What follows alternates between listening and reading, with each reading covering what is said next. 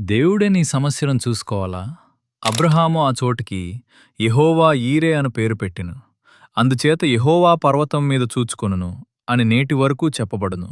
ఆదికాండము 22:14.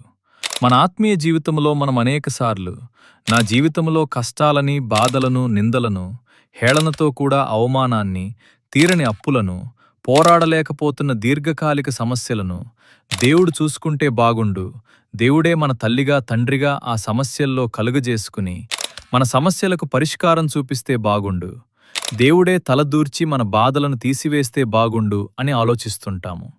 నీవు నేను ఆలోచిస్తున్నట్లుగా మనవలే దేవుడు కూడా ఇలానే చెయ్యాలి అని ఆశపడుతున్నారు. మరి మన బాధల్లో దేవుడే ఇన్వాల్వ్ అవ్వాలి అంటే మనం ఏమి చేయాలి అనే దాన్ని కూడా ఆలోచిద్దాము. బిడ్డనిస్తాను అని దేవుడు వాగ్దానం చేశారు.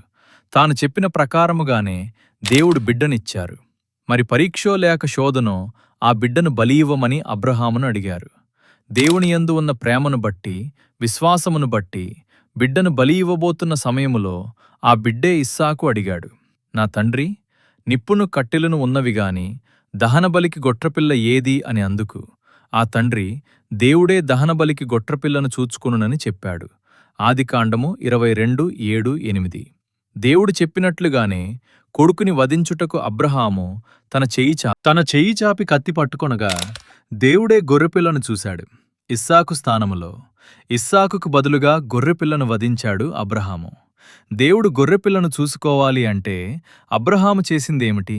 నేడు మన సమస్యలను దేవుడే చూసుకొని పరిష్కారం చెయ్యాలి అంటే మనమేమి చేయాలి? అబ్రహాము చేసినట్లుగా మొట్టమొదటిగా విధేయ తను చూపించాలి. నీకు కొడుకుని బలి ఇవ్వు అనగానే, అదేంటి ప్రభువా, నీవే ఇచ్చి నువ్వే తిరిగి తీసేసుకుంటావా అంటూ అబ్రహాము ఏడవలేదు, ఆలోచించలేదు. కాని నా సంతానము భూమిపై లెక్కకు ఇసుక రేణువు వలె విస్తరించును, శారా సంతానమునుమే నీ సంతానము అగును అని చెప్పిన దేవుని వాగ్దానాన్ని నమ్మాడు. అందుకే వెంటనే విధేయ యతను చూపించాడు. రెండోదిగా దేవుడు చెప్పినట్లుగా చేశాడు. సమర్పణ జీవితము కలిగి ఉన్నాడు. దేవుడు గాడు అని కన్న బిడ్డపైనే కత్తిని ఎత్తాడు. దేవుడు చెప్పాడు అని తన బిడ్డనే దేవునికిడ్డనే దేవునికి బలి ఇచ్చుటకు పరిపూర్ణముగా తనని తాను సమర్పించుకున్నాడు అబ్రహాము. మూడోదిగా దేవుడు చెప్పిన పర్వతమునొద్దకు వచ్చాడు. అబ్రహాము దేవుడు చెప్పిన పర్వతమునొద్దకు వచ్చినప్పుడే గొర్రెపిల్ల కనబడింది.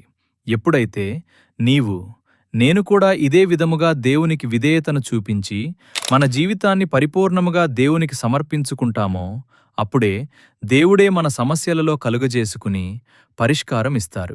అదే విధముగా నేడు నీవు నేను కూడా దేవుని పర్వతమైన దేవుని కృపాసింహాసనమునొద్దకు చేరాలి, దేవుని సన్నిధికి చేరాలి, దేవుని పాదాలము ఆశ్రయించాలి.